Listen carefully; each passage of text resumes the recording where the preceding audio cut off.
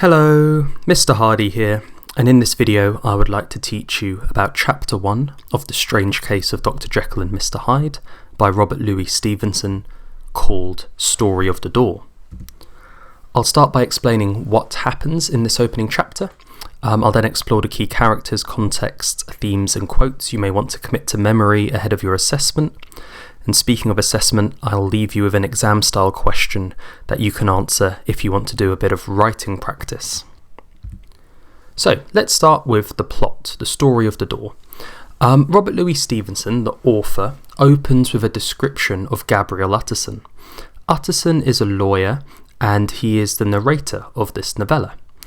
Utterson goes on a walk every Sunday afternoon with his distant relation, Mr. Enfield.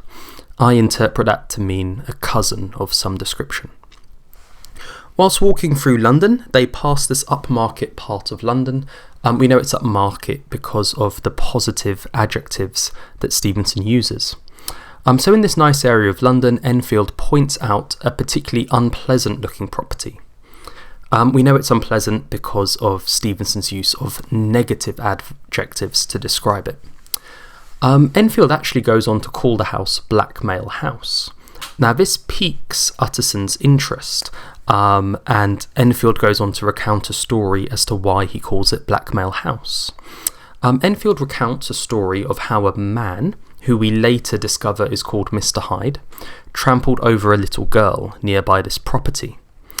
Enfield, along with a doctor and a few others, were alerted by the screams of the girl, and they accosted Mr. Hyde, and they held him accountable for his actions, and they demanded that he recompense the little girl's family £100 for damages to the girl.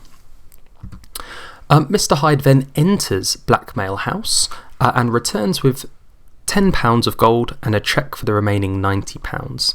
Now, back in the Victorian era, £100 was a fairly substantial sum of money.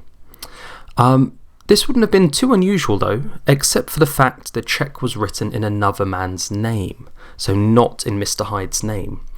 Now, Robert Louis Stevenson, to create suspense and mystery, in the novella he doesn't name this other man. However, this video is designed to explain, so I will name the other man. It is Dr. Jekyll.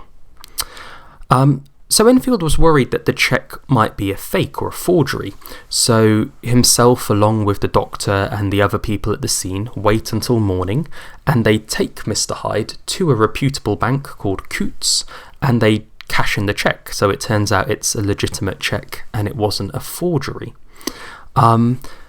Enfield then provides Utterson with a description of Mr. Hyde, and as readers it's our first description of Mr. Hyde. Utterson also admits that he knows the name of the other man involved. Again, Stevenson doesn't reveal this in the novella to create suspense, but in order to explain it to you, I will inform you that it is Dr. Jekyll, the other man. Both gentlemen, so that is Utterson and Enfield, agree to discuss the matter no further. So, that's the plot of the opening chapter. Let's look at the characters in a bit more detail. Let's start with Utterson. Gabriel Utterson is a lawyer and a gentleman, as I've mentioned before. And to be honest, he is a little bit boring. Stephen describes him as cold, scanty and embarrassed in terms of conversation. So this means maybe he's not the best conversationalist. He doesn't talk particularly well. He's also physically described as long, lean, dusty and dreary. So these alliterative adjectives, they're not particularly positive. They just sort of present him as a boring gentleman, really. But I think it's the word austere that really reveals his personality. Someone austere tends to sort of deny themselves pleasure. So we learn that Utterson really likes to go to the theatre, but he hasn't been in over 20 years. We also learn in this opening chapter that he likes the taste of wine, but instead he drinks gin to try and dull his tongue and nullify his desire for fine wine. So he's what you might consider a typical Victorian gentleman. He has a lot of self-control over himself, and he lives a very sort of clean, reputable, moral life. Now this is where he differs from Enfield. Enfield does not wish to investigate Mr. Hyde and blackmail House any further. Enfield doesn't want to ruin his reputation or get involved in anything that is none of his business. However, Utterson adopts the role of a detective, and he does investigate Mr. Hyde and blackmail House, particularly because it's linked to his friend Dr. Jekyll. And by assuming the role of the detective in the story, you could suggest that this novella belongs in the detective genre of literature. So the next character worth exploring is Mr. Enfield. Richard Enfield is Mr. Utterson's distant kinsman. So again, I interpret that to mean a cousin of some kind. Enfield and Utterson enjoy their walks together, though they don't outwardly appear to do so. So this is a very gentlemanly thing, to sort of walk around London to showcase your gentleman status, and they did this every Sunday. Enfield also demonstrates that he's a gentleman when he does the right thing. So he sees Mr. Hyde trample over a girl, and he holds Mr. Hyde accountable, and he actually gets Mr. Hyde to pay out £100 to the little girl's family. And in the Victorian era, £100 was a fairly significant sum of money. So Enfield does the right thing. He's a gentleman. He's also key because he provides us, the reader, with our first description of Hyde's actions, personality and appearance, and it's all negative. The first action we hear Hyde do is trample over a girl. His personality has some quite hellish connotations, and his physical appearance, he's often described as deformed. Enfield importantly doesn't investigate the incident any further, and he even asks Utterson to never refer to this again, so he clearly has the attitude of out of sight, out of mind. Mr. Hyde is the third character we're introduced to. However, we don't actually see him in this chapter. We get a second-hand account of him through Mr. Enfield. His name is Edward Hyde, and he's described in this chapter as a little man. He trampled calmly over a child, like some damned juggernaut. A juggernaut is a float at a Hindu festival. It's quite a big, large float, and when it gets moving, it's really hard to stop, so it's unstoppable. Looking at Hyde made the doctor sick and white with the desire to kill him. So there's something unpleasant about Hyde. It makes you want to kill him if you even looked at him. Mr. Hyde clearly has access to money and blackmail House. Now this is an important point because blackmail House is described quite negatively and Mr. Hyde is described quite negatively, and they're quite closely linked. I think blackmail House reflects Mr. Hyde and vice versa, Mr. Hyde reflects blackmail House. A few more quotes that describe Hyde from this opening chapter is that he's a damnable man. Damnation has links and connotations of hell.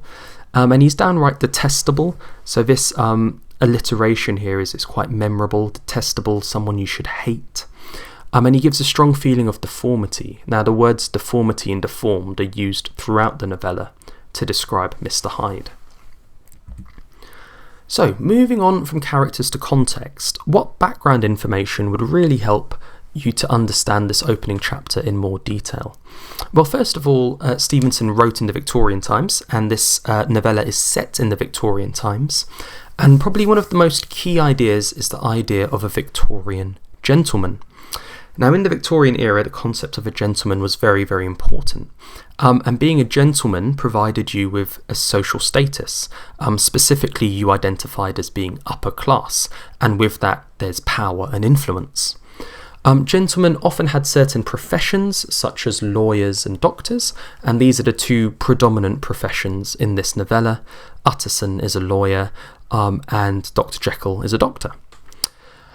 Gentlemen were expected to behave in a certain way, particularly in public. They were expected to control themselves physically and emotionally. So let's say a gentleman got angry and wanted to lash out, wanted to hit another person.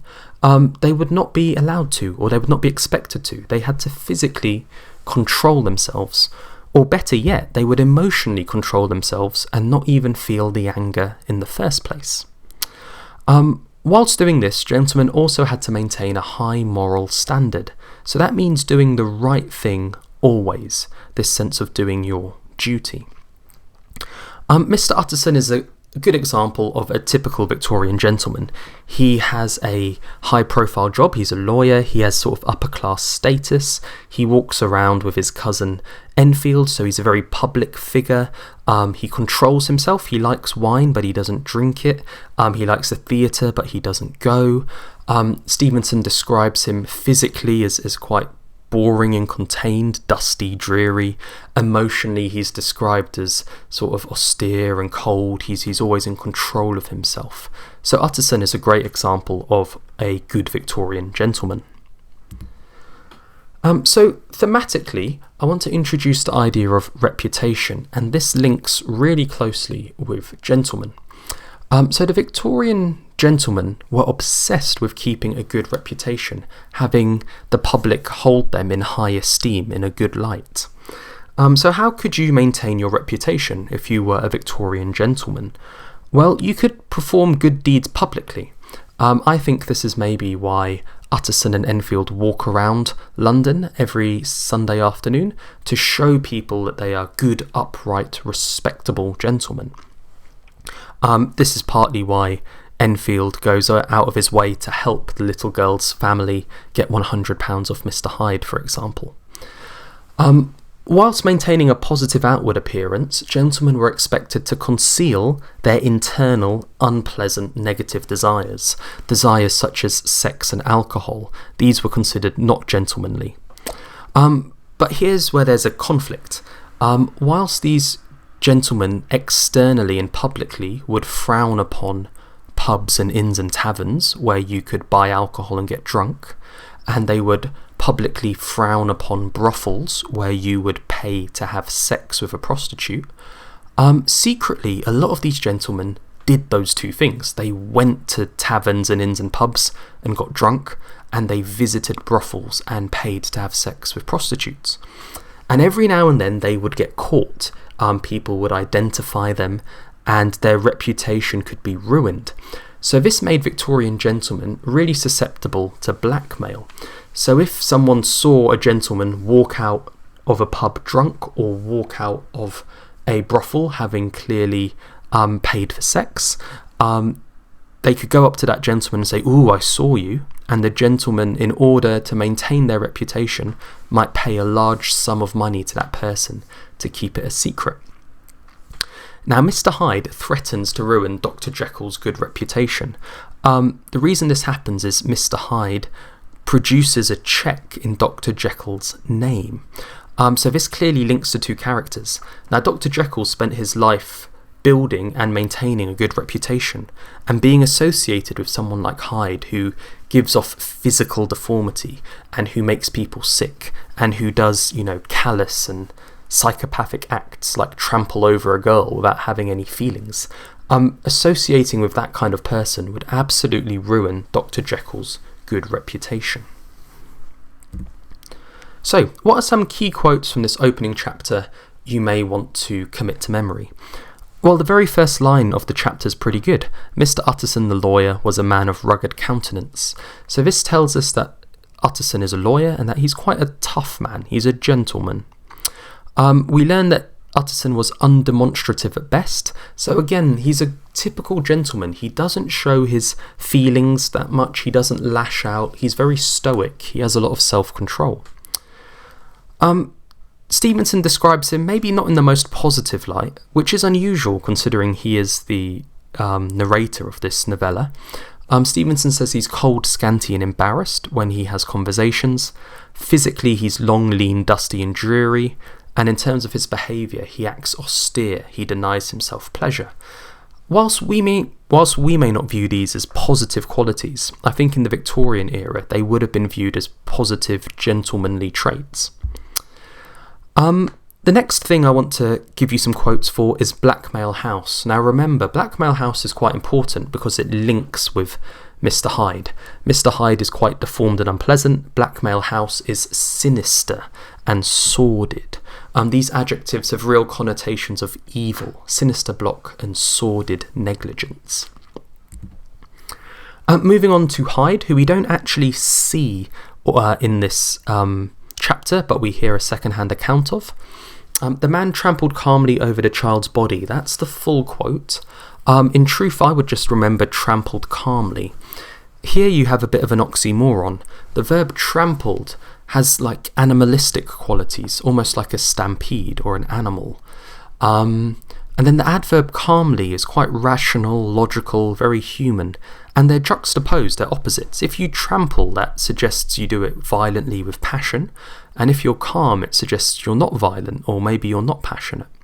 And I think this portrays Hyde as quite psychopathic. The fact he could do something physical and animalistic and violent, like trample over a little girl, but mentally he remained calm and oblivious to it.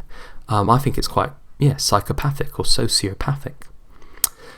We get the simile that describes Hyde. It was like some damned juggernaut. In this case, it is Hyde. I would just focus on the damned juggernaut bit. The adjective damned has connotations of hell and damnation, maybe suggesting that Hyde has come from hell, or maybe even belongs in hell, or maybe will end up in hell. And juggernaut, as I explained previously, is a Hindu float. It's a big, unstoppable, powerful force. So even though Hyde is described as little, he's quite a powerful character physically. The doctor turned sick and white with the desire to kill him.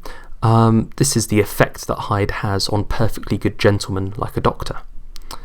Going back to Hyde, here are some quotes that you can use to describe him. He's a damnable man. That's the second reference we get to him, connoting hell. I think there's also a quote in chapter 1 that says hellish as well. So there's a strong link between Hyde and hell. Downright detestable. This alliteration is quite memorable. Detestable is someone you should hate, something you should hate. He gives off a strong feeling of deformity, so the word deformed and deformity is used throughout the novella to describe Edward Hyde. And I've just added an extra quote here, black, sneering coolness, that describes Hyde.